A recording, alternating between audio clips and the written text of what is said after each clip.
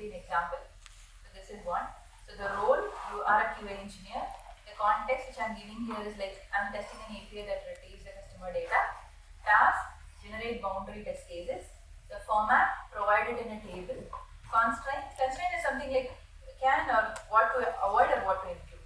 So only include functional test cases. An example of that is invalid customer ID.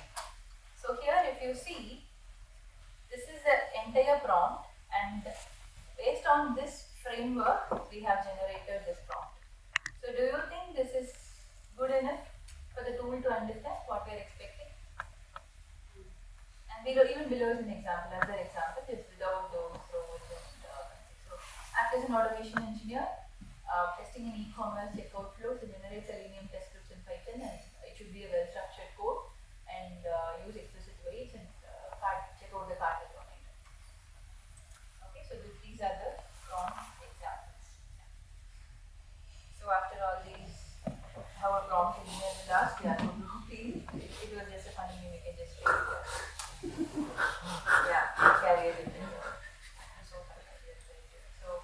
So now we know, right? So there are a lot of types, and you try to think everything right now. Even after knowing the types, if I ask you to write a prompt, you will think everything right now. Provide the background, assign a role to it, and provide examples. So right now you think many things if I ask you to write a prompt. The same thing happened with this guy. So another two concepts which I want you to understand is about multimodal prompting. So instead of just asking the text, multimodal is something like providing multiple ways of input, either an audio plus text, an image plus text. So just to make it clear, for example, how we provide instruction to our mother or somebody, right? Somebody we don't trust. If you remember, first we'll send an image. At home, if they wanted to do some task, first we'll send an image, and then we'll highlight the image, and then we'll send a voice note saying that this has to be done. So all these things will finally explain only one simple task. The same way, if you want your output to be very clear or something which you want to be so specific, multimodal is going to help you. Provide an image, and you ask it based on this image generate something for me, or based on this image what do you see? And along with that, if you want to along with the text, you can also add your audio. Not only the text, multiple forms of having your video, audio, image, combining multiple forms is what we call it as multimodal prompting. Okay. Most of the models nowadays support it, and that's the reason I wanted you to install access to Gemini. Gemini is so good at multimodal prompting. And there is another thing called meta prompting. Okay. So already AI is here to help, and even for writing prompt, if you go and ask AI how funny it is. It can happen, and we can do that, of course. So even you can ask ChatGPT or your Gemini or Claude to write a good prompt for you, because they are really good at it. They know how to handle it, right? So for designing a prompt, again relying on another AI tool is what we call it as meta prompt. Okay. So now we will get into details about these three models, because I wanted to go through about it. So any questions or any suggestions?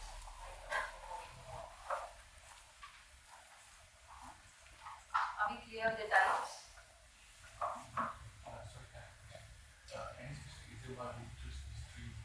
These are the top three which I have based on my research, and all the three have different kind of, how to say, for example, so then breaking the suspense, but I'll just say it to you since you've asked the question. So Gemini is good at multimodal prompting, as we see, and ChatGPT, as you all know, it's already been part of our lives, so that's easy for me to explain right now. And Claude, what I heard, or what I have based on my research, and I have tried it on for a few months already, so I felt like it is so good at handling larger data. So if I'm feeding a larger document, or when even you wanted to read or analyze some bigger logs, right? Claude is very much helpful with that. So that was the reason I picked these top three. We can keep on adding. So for example, I had Grok also in the list, then I felt like it's okay, I'm not a big fan of math, so I just wanted to I'm just kidding. So these three should be enough. Adding multiple tools will again should give you a very good understanding about how you can differentiate your responses. Any other questions before we move on?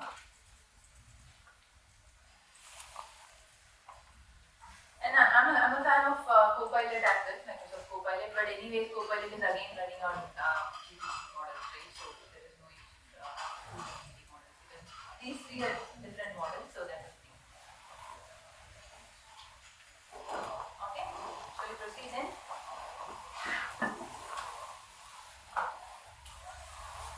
I'm a big fan of Google products and anyone else. So if you weigh between Microsoft and Google, how many will go for Google? Microsoft? Okay. So Google, this is what even I understood based on my content. I wouldn't say it was much easier or much user-friendly like ChatGPT, but it has its own good pros and cons. Which I see, of course, all the big stories that whatever that we provide, it is definitely understanding it better than other models, and it has a very good code generation and debugging and data analysis also. If I asked it to do it, it is really doing it very well, and even the summarization of technical docs, because as you know, this summarization logic is what they have implemented in your Gmail doc boxes as well, and visual testing. So these are the use cases which I see very good for Gemini. And when we talk about ChatGPT, I know like, most of you might have already used ChatGPT here, right?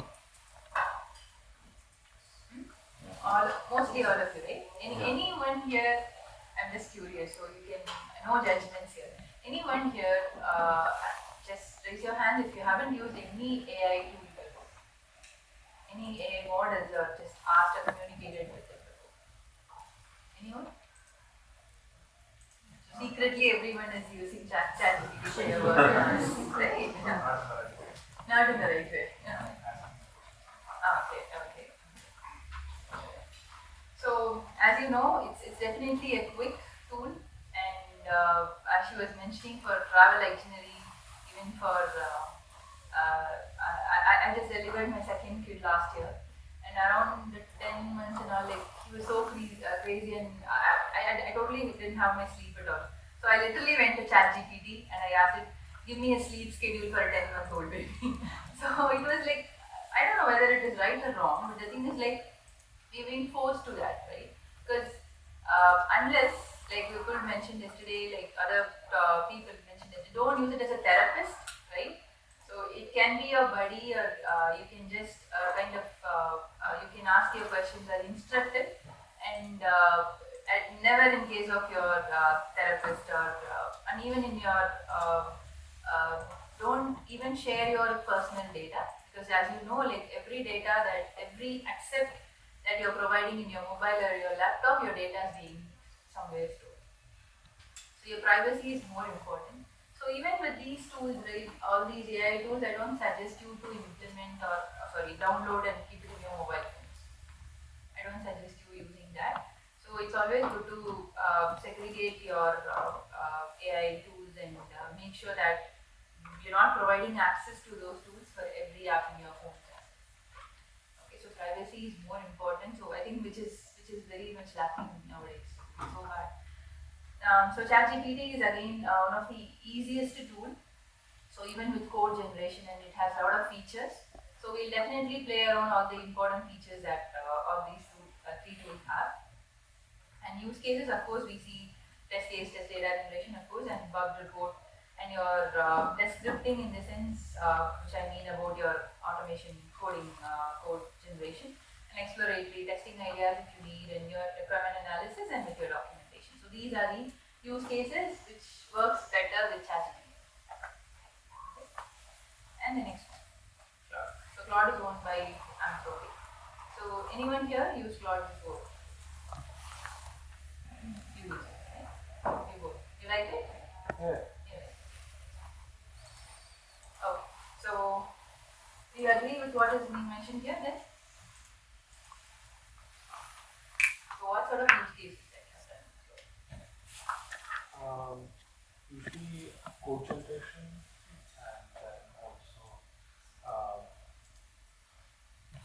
kind of told Claude to generate documents with a long document which yes. it has. You're right. If you wanted to generate any longer documents, for example, your bug report or even your test cases or your test plans, Claude is actually working with you, like than other tools. And even based on the reports, we see it's very less prone to hallucinations and it's highly secure. So if you're not using Claude and if you're totally relying on ChatGPT, immediately I would suggest you can start using Claude and you will definitely like it. Okay? So these are the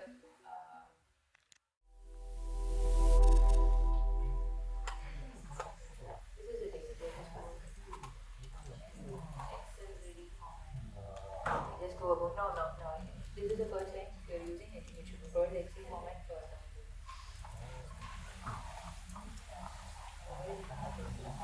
So it should be it is already in Excel format. Right now you need an Excel assets. You provide an Excel file.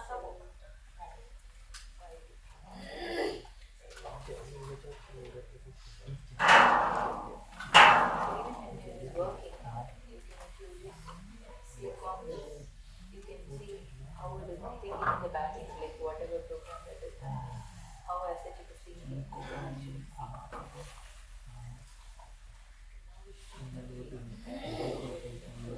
Because usually it is providing presentation or PowerPoint videos, it doesn't download the format, but only few downloads per day for a free version, that's it. But it should work.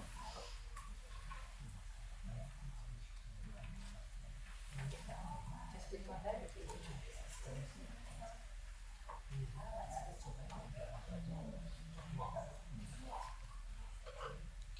Are you happy with this business generated?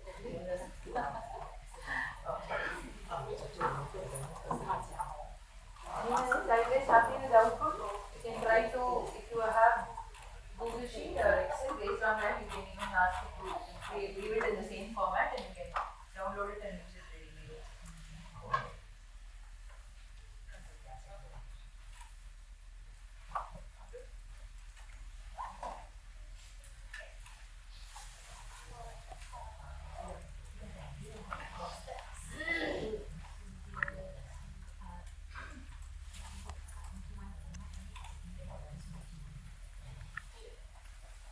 So you guys tried out the canvas and this thing already. Can you move on? Because I don't want others to left behind. If you're stuck up, let me know. Huh? All good?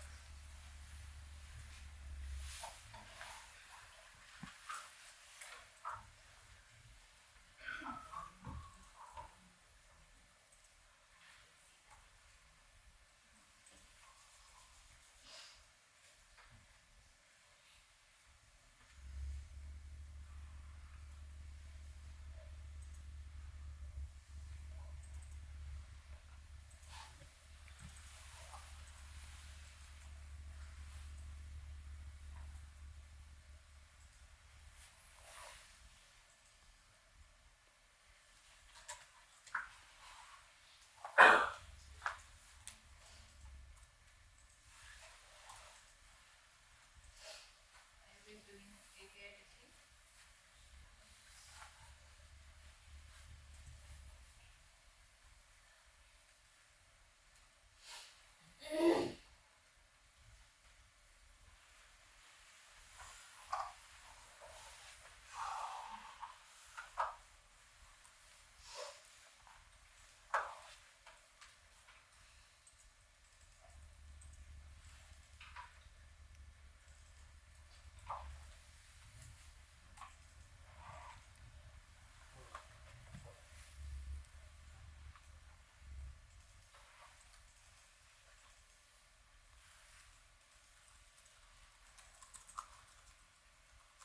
Familiar with Postman before, so I know that there are a lot of inbuilt features in Postman assets that where you can actually generate your scripts using AI. If you wanted to do it in ChatGPT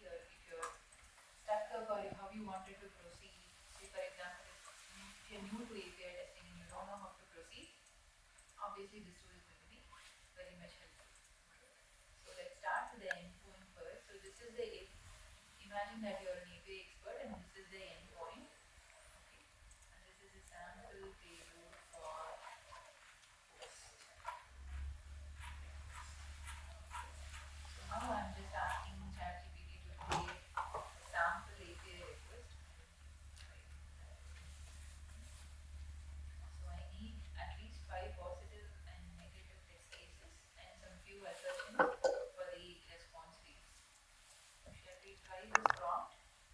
Let's see how ChatGPT responds. Okay.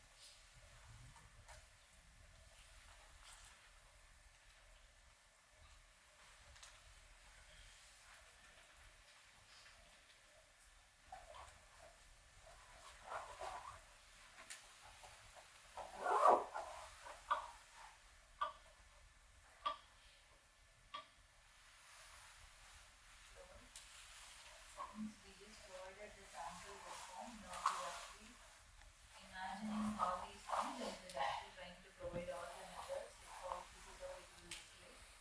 And finally, we have some negative test cases also. And if you see, there are some assertions it's trying to add.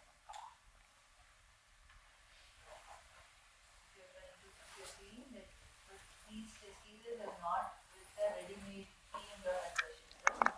If you have used Postman before, these cannot be copy pasted and used directly. So how we have to? It is actually suggesting me, would you like me to write these test cases with PM.expect assertions? I'm just going to write as this. In that case, you see,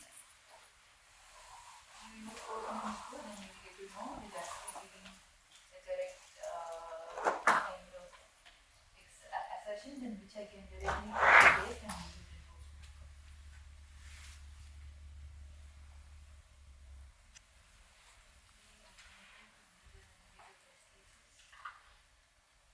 So somebody who is new to API testing, so ChatGPT or any other AI tools can definitely be your friend.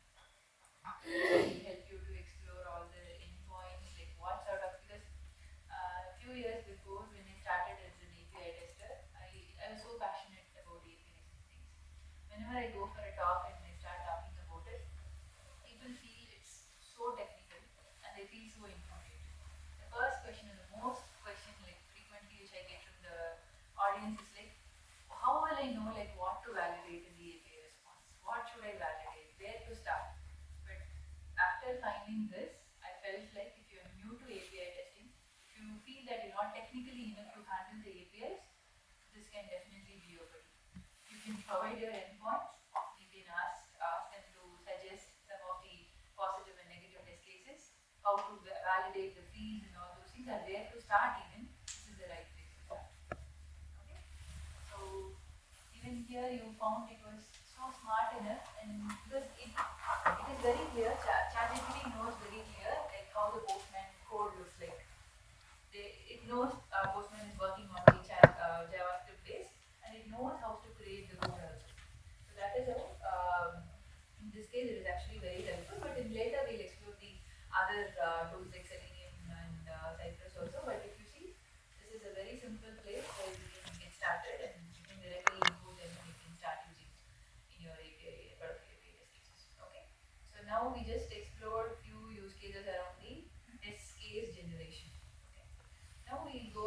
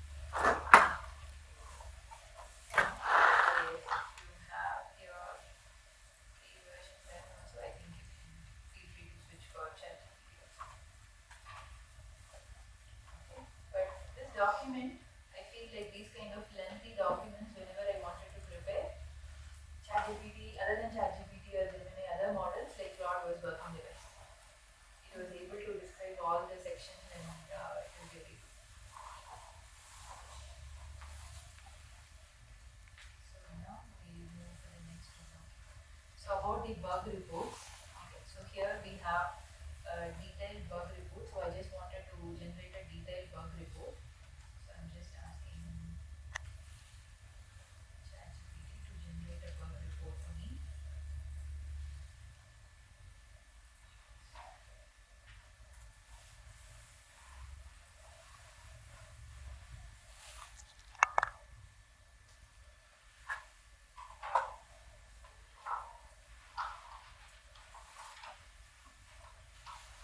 So whatever sections that ideally was able to create based on the details that we provided, I think it was able to create in this bug report. And what format that you want, or what are the other fields that you want, you can always reframe this. Now I have a bug report and I wanted it to, for example, the next one. So summarize the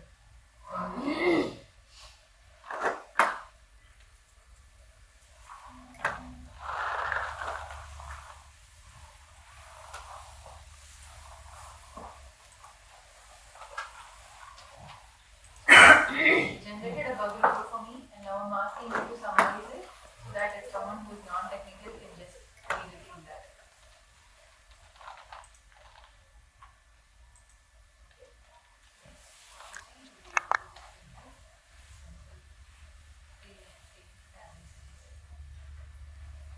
So this is another use case scenario where it is actually helping us to summarize or elaborate or generate a new or decent bug report or bug summary. And the next one is about data generation.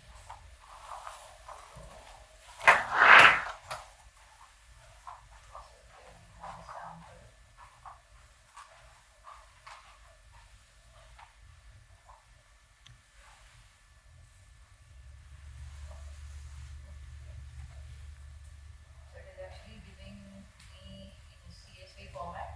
Now it is asking me whether you wanted to have it in the downloadable CSV format.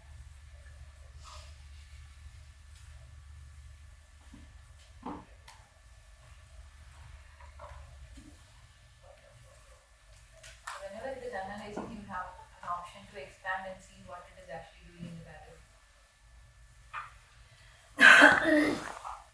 So if you see, it is already generated and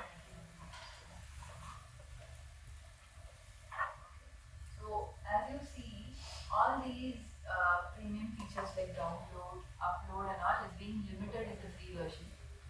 So once you do your POC, I think many organizations are right now ready to pay for the tool. But the only challenge is like picking up the right tool.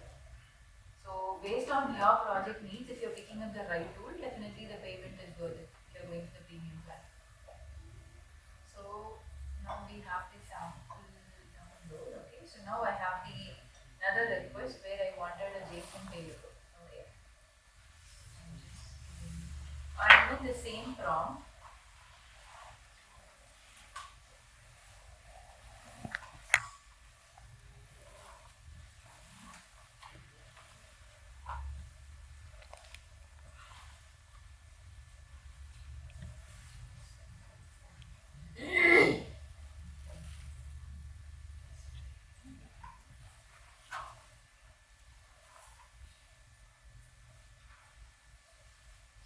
The same data that's converted to me in the JSON format. Because why I specifically mentioned the display, it is like it is already in a downloadable format. If I just say convert it to JSON format, it will again give it me in a downloadable format of JSON. That's the reason I just specifically mentioned to display it. So now it is actually displaying me. And now it will ask me whether you want to have it in a downloadable JSON type. So based on the previous actions that you do, system is able to understand like what you wanted to do next, what you wanted to do next. So that is why if you're saving your chat across, ChatGPT knows you better, how to respond to you and what sort of details that you will be frequently asking and so on.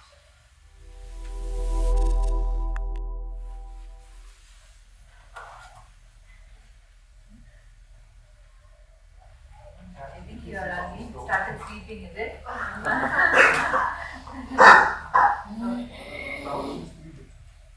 Bit faster? Okay. And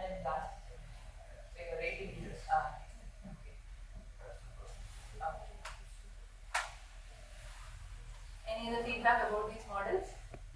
Okay. Correct. Any other suggestions?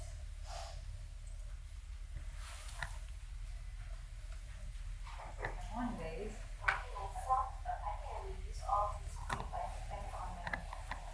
Yeah.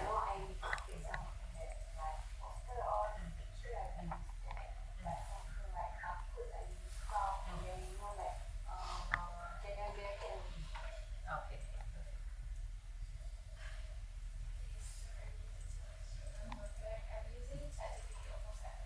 Okay.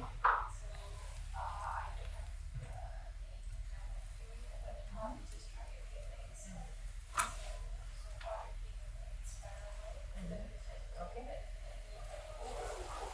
Generative, yeah. Any other feedback?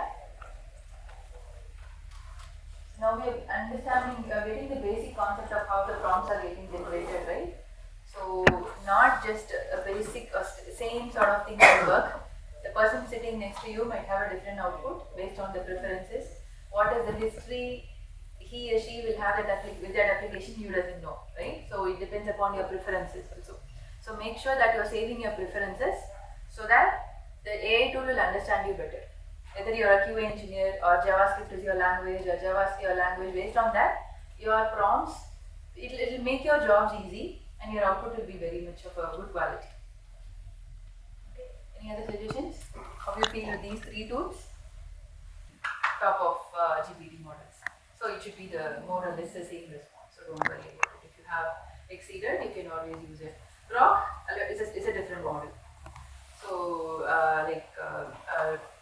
Elon, as part of their X models, like Grok is a different model which they have developed. So what I have feel personally based on Grok is like it is good, but the thing is like the results and the window is also like I think every 5-10 minutes it's actually refreshing with Grok. Yeah, so you might lose your chat history if you're not logged in and something like. So I feel these three tools are okay. So other than these two, other two, if you want me to recommend, of course, after this you can go ahead for Microsoft Copilot.